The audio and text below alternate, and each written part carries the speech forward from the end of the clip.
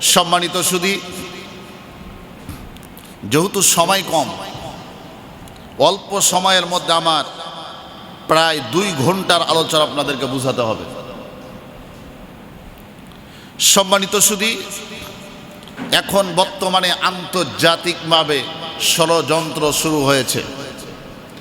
মুসলমানদেরকে কেমনে ধ্বংস করা যায়, মুসলমানদেরকে কেমনে লাঞ্ছিত, বঞ্চিত, অপমানিত করা যায়, নিষ্পেষিত করা যায়, মুসলমানদের কেমনে জঙ্গিবাদ সাজানো যায়, মুসলমানদের কেমনে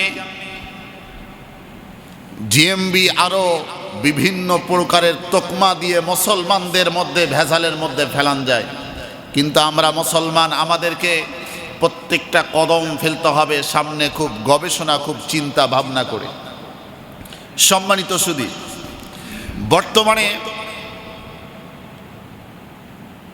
মুসলমানদের বিরুদ্ধে আন্তর্জাতিকভাবে ষড়যন্ত্রের মধ্যে একটি ষড়যন্ত্র হচ্ছে নারী নীতি মালার নামে মুসলমানদের মধ্যে, অর্থাৎ স্বামী স্ত্রীর মাঝে, পুরুষ নারীর মাঝে বিভাজন সৃষ্টি করার ষড়যন্ত্র চলতেছে। সম্মানিত সুধী, নারী সংস্কার কমিশন নামে 318 পৃষ্ঠা ব্যাপী আপনার একটি প্রতিবেদন তৈরি করা হয়েছে। এটা প্রধান উপদেষ্টার কাছে জমা দেওয়া হয়েছে।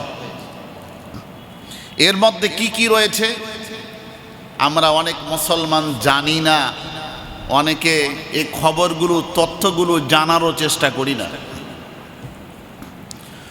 মুসলমান ভাইয়েরা, আমার মা বোনেরা, গভীর মনোযোগ দিবেন। ইসলামের সাথে সাংঘর্ষিক কোনো বিষয় আমরা মুসলমান মেনে নিব না। কি বলেন? কোরআন বিরোধী কোনো পদক্ষেপ, কোনো আইন আমরা মুসলমান মেনে নিব না। প্রয়োজনে 5 আগস্ট একটা বিপ্লব গেছে, 1971 সালে আর একটা বিপ্লব গেছে। আমরা মুসলমান প্রয়োজনে আরো হাজার হাজার লক্ষ লক্ষ মুসলমান জীবন দিতে রাজি, কিন্তু ইসলাম বিরোধী, কোরআন বিরোধী কোনো আইন পাস হবে, আমরা কোনো মুসলমান তা মেনে নিতে রাজি নয়। ঠিক না বেঠে?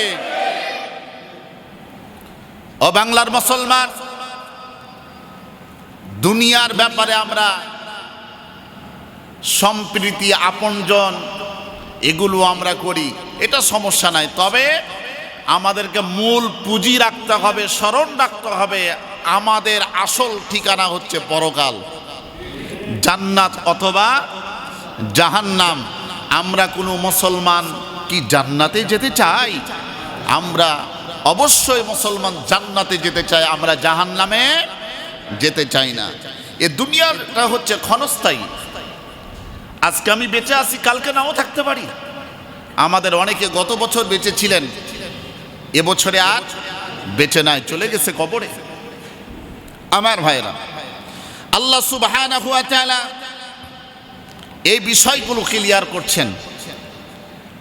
আর তারা যে ইসলাম বিরোধী এই রাষ্ট্রের মধ্যে, আপনাদের দেশের মধ্যে আন্তর্জাতিকভাবে ষড়যন্ত্র শুরু করেছে, এক স্বৈরাচার পালাইছে, তাদের দোসররা বর্তমানেও বাংলাদেশের মধ্যে আছে না নাই? শুধু তাই নয়, তাদের প্রেতাত্মা তারা কাজ করতেছে। কিভাবে? ইতিপূর্বে বিগত সরকার, জালেম সরকার, তাদের পাঁচ ছাড়তো, তাদেরকে তেল মারত। ওই সরকারের যদি সকলে যদি তেলবাজি না করে, তাদের যদি শুধু গুণাগান না গাইতো, তাহলে তারা আজকে বিপদে পড়তো না। তাদের যদি সঠিকভাবে যদি সত্যটা যদি তুলে যদি ধরা যেত, তাহলে তারা, আমার মনে হয় তারা আজকে বিপদে পড়তো না। আপনারা কি মনে করেন? এই জন্য আমরা মুসলমান এবং আমরা প্রত্যেকটা মানুষ, যেহেতু আল্লাহ সুবহানাহু ওয়া তাআলা কুরআন নাজিল করেছেন, ইন্না আনজালনা ইলাইকাল কুরআনা লিতুবাইয়িনা লিন-নাস, নিশ্চয় তামাম পৃথিবীর মানুষের জন্য আল্লাহ সুবহানাহু ওয়া তাআলা কুরআন নাজিল করেছেন ওয়া হুদা, আল্লাহ বলছে হেদায়েতের জন্য। সুবহানাল্লাহ। এমন কোনো বিষয় নাই যে বিষয়টা আল্লাহ সুবহানাহু ওয়া তাআলা এ কুরআনুল কারীমের মধ্যে দেন নাই।